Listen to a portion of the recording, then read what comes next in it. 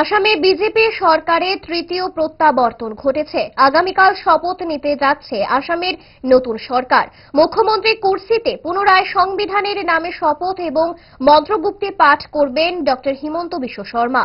সেই শপথ গ্রহণ অনুষ্ঠানে সাক্ষী থাকতে গুয়াহাটি উড়ে গেলেন ত্রিপুরার মুখ্যমন্ত্রী ডক্টর মানিক সাহা। গুয়াহাটি বিমানবন্দরে তাকে শুভেচ্ছা জানাতে উপস্থিত ছিলেন আসাম সরকারের আধিকারিকরা। সোনালী মুহূর্ত উপভোগ করতে সংবাদ মাধ্যমে প্রতিক্রিয়া জানাতে গিয়ে মুখ্যমন্ত্রী জানান,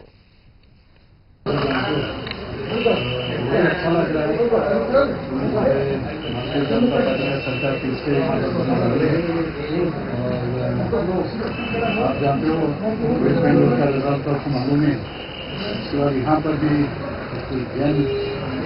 विक्ट्री हमारा हुआ है और मैं हमारे जो हिंदू को मैं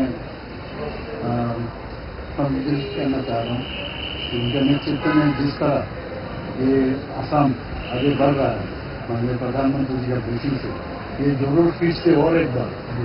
सर, झारखंड को छोड़ के पूरी पूर्वांचल और उत्तर पूर्वांचल अभी बीजेपी स्टेट्स बन गए हैं, तो सर क्या करें?